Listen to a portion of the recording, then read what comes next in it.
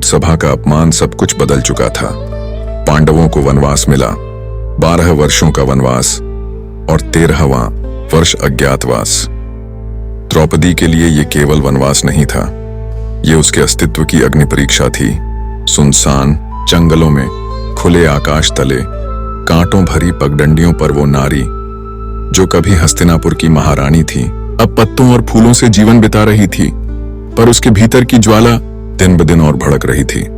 रात को जब पूरा जंगल सो जाता, द्रौपदी दूर किसी चट्टान पर बैठ जाती और तारे गिनते गिनते अपने केशों को छूती, उन खुले बालों को जिनकी सौगंध उसने ली थी।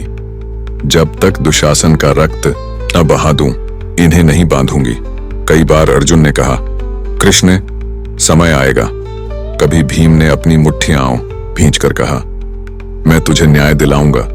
पर द्रौपदी जानती थी समय इंतजार नहीं करता, उसे समय को अपनी शपथ में बांधना था।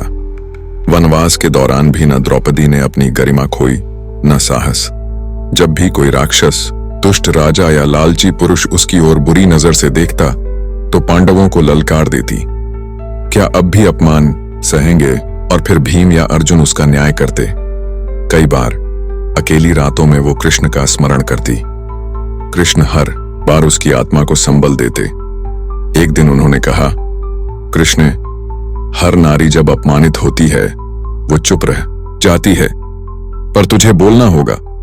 तेरा क्रोध ही धर्मयुद्ध की चिंगारी बनेगा। द्रौपदी ने मुस्कुराकर कहा, कृष्ण, मेरा अपमान करने वालों का विनाश तय है। मैं युद्ध चाहती हूं, न्याय नहीं, प्रतिशोध। और वही प्रतिशोध महाभारत की रणभूमि का कारण बना।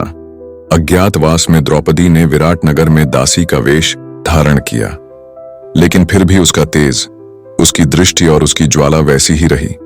वह न सिर झुकाती थी, न किसी का अन्याय सहती। अंततः 13 वर्षों के बाद युद्ध का ऐलान हुआ। कृष्ण ने दूत बनकर कौरवों के पास शांति प्रस्ताव भेजा, पर दुर्योधन ने अपमानजनक उत्तर दिया। युद्ध की घड़ी आ पहुंची।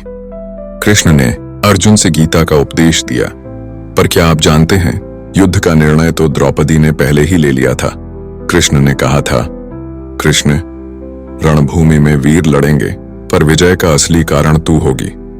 तेरा अपमान ही ये युद्ध जितवाएगा। और फिर वही हुआ। भीम ने दुशासन का रक्त बहाया। उसी रक्त से द्रौपदी ने अपने खुले बाल धोए। दुर्योधन की जंघा भी भीम ने तोड़ी। कौरव वंश समाप्त हुआ।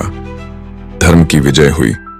रणभूमि में पड़ी लाशों के बीच द्रौपदी ने फिर वही आकाश देखा, पर इस बार उसकी आंखों में आंसू नहीं, शांति थी।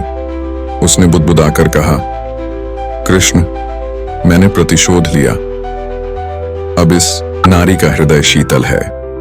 कहते हैं, द्रौपदी न केवल उस युग की सबसे तेजस्विनी नारी थी, बल्कि उसने हर युग की नारियों को एक सीख दी। अपमान सहना पाप है, अन्याय के विरुद्ध उठना ही धर्म है। कहते हैं, महाभारत युद्ध के बाद धरती पर सन्नाटा पसरा था। हस्तिनापुर वीर शून्य हो चुका था। कौरवों का वंश मिट चुका था। धर्म की विजय तो हुई, पर हर आंख में आंसू छोड़कर द्रौपदी, जिसने अपने अपमान का प्रतिशोध लिया था, अब उसके जीवन में कोई चाह शेष नहीं थी। राजमहल में फिर सिंहासन, मुकुट, रत्न, साज सिंगार थे, पर द्रौपदी जानती थी, जो खो गया वो कभी लौट कर नहीं आता।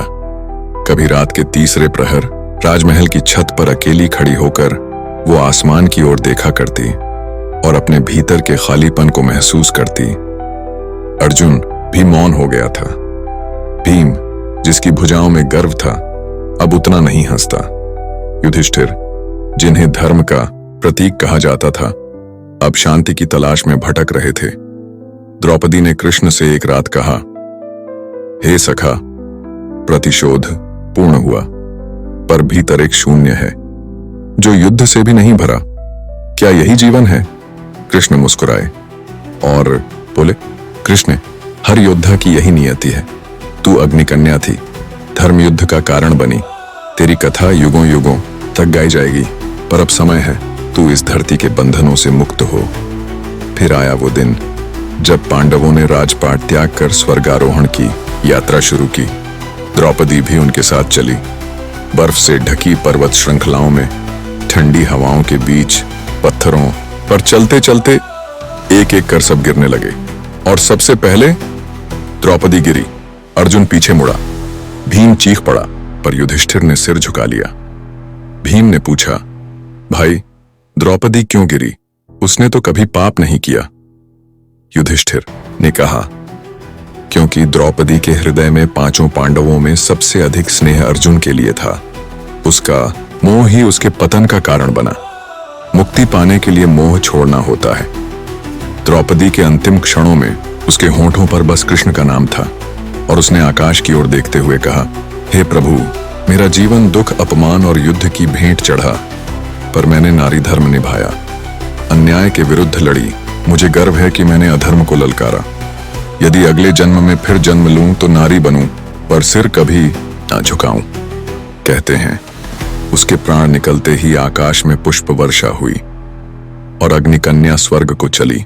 कई द्रौपदी का जीवन केवल एक कथा नहीं, वो युगों युगों तक चलने वाली प्रेरणा है, जो हर नारी को ये सिखाती है, अपमान सहो मत, अन्याय के विरुद्ध खड़ी हो जाओ, क्योंकि जब एक द्रौपदी बोलती है तो पूरी व्यवस्था हिल जाती है। यही थी द्रौपदी की अनकही कथा।